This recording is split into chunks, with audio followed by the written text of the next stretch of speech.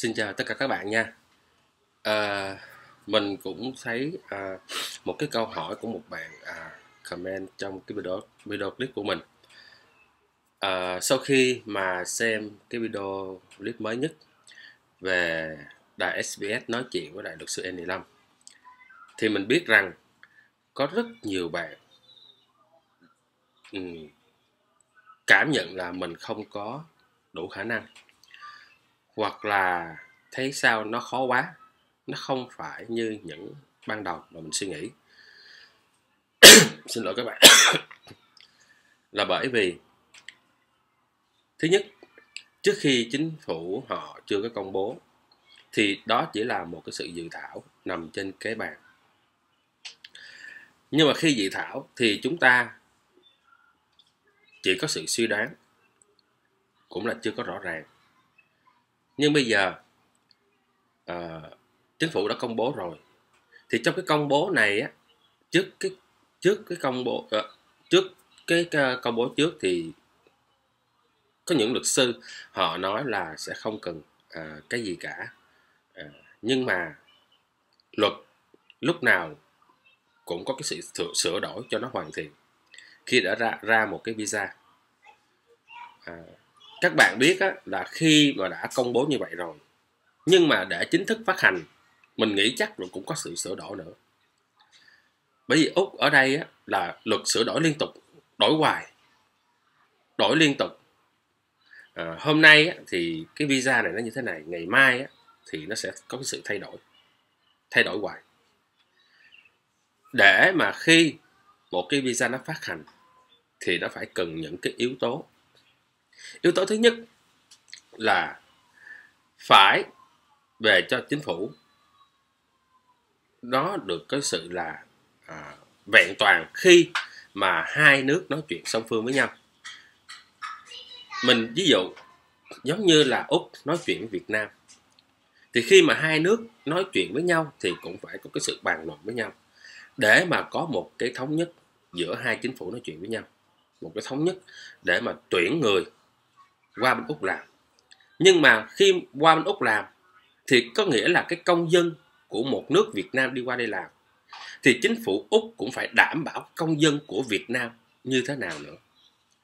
Chính vì vậy khi mà cái visa nó ra thì nó phải có cái sự ràng buộc với nhau và có cái sự bảo đảm cái quyền lợi cho một cái công dân của nước khác đi qua nước Úc làm.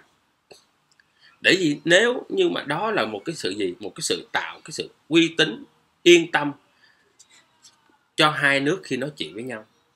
Bây giờ mình đặt trường hợp với tất cả các bạn, nếu như mà những người Úc đi qua Việt Nam làm việc nói chuyện với nhau thì tất nhiên chính phủ Việt Nam cũng phải đảm bảo về cái quyền lợi và cái an toàn cho một công dân Úc khi qua Việt Nam làm việc, cũng phải làm điều đó.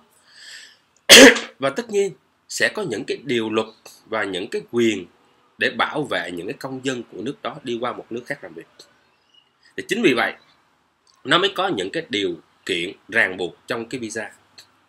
Cho nên á, hôm nay á, nó sẽ chưa có hoàn thiện, nhưng ngày mai nó sẽ có thêm những cái điều kiện để được nằm trong cái visa để nó hoàn thiện hơn khi mà một cái visa sẽ chính thức phát hành. Cho nên á, là các bạn khi xem cái video clip ngày hôm qua thì các bạn nghĩ rằng là mình sẽ rất là khó khi xin được cái visa này. Mình đọc một cái comment của một bạn gửi vô là sao không thấy hy vọng gì hết khi nghe luật sư này nói. Chỉ vì một cái câu hỏi này thôi mà mình muốn làm một cái clip này để gửi đến cho tất cả các bạn. Là bởi vì sao? Là bởi vì á, khi mà các bạn đi qua bên đây, tại sao á, mà nước Úc họ cần những cái người phải có tiếng Anh tối thiểu? Bây giờ mình không nói về cái khía cạnh là những người gọi là tay nghề cao nữa. Bởi vì tay nghề cao thì tất nhiên họ phải có biết tiếng Anh. Mình không có nói nữa. Mình chỉ nói về những cái vấn đề của tay nghề thấp thôi. Tại sao mà Úc lại cần những người phải có tiếng Anh qua đây? Thứ nhất là khi các bạn qua bên đây, các bạn không được người chủ đối xử công bằng. Cái thứ hai, khi qua bên đây các bạn bị những người chủ trả lương thấp. Thứ ba, khi qua bên đây các bạn bị những người ở Úc kỳ thị hoặc là có những cái hành động không đúng. Và khi qua bên đây các bạn sẽ bị những cái điều gì đó bất ổn xảy ra cho chính các bạn.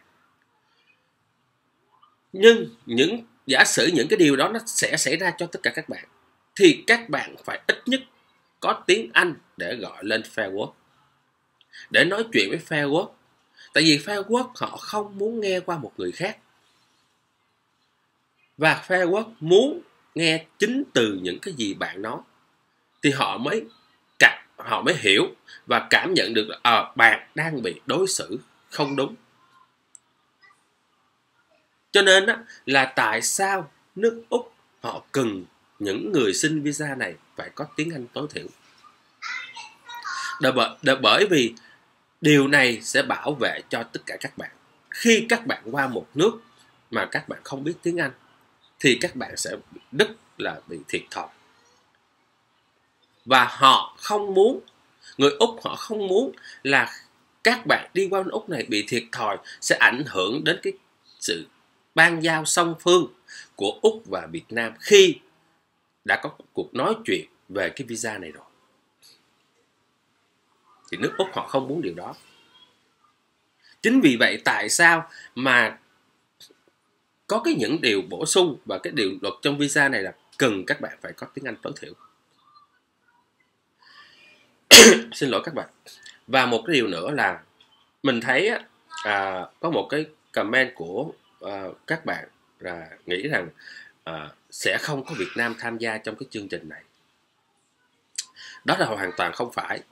Bởi vì như cái video clip trước mình đã có nói, và cái video clip của luật sư nói chuyện, luật sư N15 nói chuyện, thì trong cái đợt đầu xin lỗi các bạn nha, thì trong cái đợt đầu thì người ta sẽ tuyển những cái nước nào mà ở gọi là trung tâm Thái Bình Dương. Trung tâm Thái Bình Dương thì những cái nước đó là cái Đông Timor, những cái nước nhỏ nhỏ xung quanh cái đảo xung quanh của Úc họ sẽ tuyển những cái đó trước. Để làm chi? Để mà kịp thời bổ sung cái nguồn lao động cho những cái nông trại hoặc những cái công ty đang thiếu người trầm trọng, để bổ sung vô cho kịp cái vụ mùa này. Nhưng nếu trường hợp nó bị thiếu, những cái nước Thái Bình Dương này họ bị tuyển qua thiếu, cần nữa, thì sẽ tuyển những cái nước mà có cái trình độ tiếng Anh cao để bóc họ qua liền. Nói như vậy không có nghĩa là Việt Nam mình không có những người có tiếng Anh giỏi, nhưng mà họ muốn bóc những cái nước nào mà đã có sự bàn luận ổn thỏa rồi. Trường hợp thứ nhất, chúng ta cũng không biết được là Việt Nam và Úc có cái sự bàn luận ổn thỏa hay chưa. Đó là một cái điều mà mình cũng không có câu trả lời. Cho nên chúng ta không có nghĩ rằng là Úc họ khó, mà chúng ta có thể nghĩ rằng là hai nước đang nói chuyện nhưng mà vẫn chưa đạt được một kết quả. Trường hợp đó cũng có thể xảy ra. Cho nên trong cái đợt đầu thì có thể là có những người Việt Nam, hoặc có thể là không có những người Việt Nam. Mà nếu trường hợp những cái nước mà Thái Bình Dương họ không đủ, thì họ sẽ bóc những cái nước ASEAN. Tại vì chưa có khẳng định là trong cái đợt đầu này có Việt Nam hay không. Chưa có khẳng định. Cho nên là cái đợt đầu này nếu mà nói 100% chưa có Việt Nam là cũng không hẳn. Nhưng mà nếu không có Việt Nam thì cũng không có sao cả. Thì đợt 2 vẫn còn nằm vào tháng 4 năm 2024. Sorry các bạn, năm 2022. Thì đợt 2 này sẽ tuyển số lượng nhiều hơn. Chứ không phải Việt Nam là không được lấy cái visa, tham gia để lấy cái visa này. Và khi cái đợt 2 nước Úc sẽ tuyển vào cái tháng 4 năm 2022, thì cũng là có cái thời gian dành cho tất cả bạn nào mà chưa có tiếng Anh thì các bạn cũng có thời gian để các bạn học thêm và các bạn luyện thêm cái tiếng Anh để có một cái bằng IELTS hoặc là PTE 30 hoặc IELTS 4.5 để các bạn đủ cái điều kiện để mà trong cái đợt 2 các bạn có thể là xin cái visa này. Thì đó cũng là một cái thời gian mà dành cho chúng ta là luyện thêm, chứ không phải là Việt Nam mình không có được tham gia vô cái visa này. Không phải, chúng ta được, nhưng mà đợt đầu là đợt mà gấp rút cần những cái người mà đã từng trước đây qua đây làm rồi, là những cái nước xung quanh Úc này thì họ bóc liền, nếu thiếu nữa thì bóc những cái nước ASEAN nào mà đã có sự thỏa thuận rồi, họ bóc luôn. Cho nên đó là các bạn đừng nghĩ là Việt Nam không có, nhưng mà có thể trong cái đợt 2 tới, đợt 2 tuyển qua thì Việt Nam cũng sẽ nằm trong cái đợt tuyển này, và cũng là cái thời gian mà các bạn cứ học tiếng Anh đó. Thì mình nghĩ là những bạn nào á mà từng trước đây ở Việt Nam học đại học nông lâm á, thì các bạn rất là có cơ hội, bởi vì các bạn có tiếng Anh, các bạn cũng đã từng đại học thì các bạn sẽ có rất là cơ hội, cũng có thể vô trong cái diện mà gọi là tay nghề cao, cũng có thể vô trong cái diện đó. Nếu tiếng Anh của các bạn đủ điểm cao thì các bạn sẽ nằm trong cái top đó. Còn những bạn nào mà không có tiếng Anh,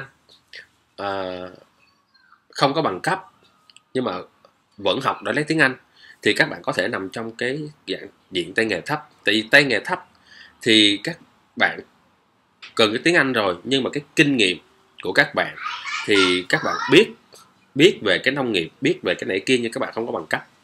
Thì theo cái clip ngày hôm qua của luật sư Andy Lam á, có nói rằng là về vấn đề bằng cấp làm nông á, thì không cần phải cần bằng cấp. Cho nên là những bạn nào không có bằng cấp thì sẽ nằm trong cái tay nghề thấp. Thì chính vì vậy á, là các bạn có cơ hội, chứ không phải là không có cơ hội. Chỉ cần các bạn có tiếng Anh, thì theo cái sự yêu cầu này, chỉ cần các bạn có tiếng Anh thì các bạn sẽ có cơ hội. Còn á, những người bạn lớn tuổi có kinh nghiệm rồi nhưng mà không có tiếng Anh, thì để học một cái tiếng Anh bây giờ thì cũng rất là khó, bởi vì mình lớn tuổi, cũng rất là khó. Thì mình nghĩ là nếu như những người nào lớn tuổi tầm có 40 thì các bạn có tiếng Anh trước đó thì các bạn có thể nộp được hồ sơ nếu có tiếng Anh. Thì mình cũng đã giải thích các bạn tại sao phải cần tiếng Anh rồi. Thì mong cái clip này cũng là để một phần giải thích cho các bạn hiểu rõ hơn về tại sao cái visa này, cái visa 403 này họ cần cái tiếng Anh và có cơ hội dành cho mình hay không. Mong rằng đây là một cái clip có sự trả lời cho các bạn hiểu hơn. Thì mình cũng xin hẹn gặp lại các bạn vào clip sau để mình gửi các bạn những cái bản, những cái danh sách của những người chủ mà các bạn có thể dựa trên cái danh sách đó, các bạn có thể gửi email cho họ và viết những cái đơn của mình, cái quá trình làm việc hay như thế nào đó, các bạn có thể gửi email trực tiếp cho họ để mà xem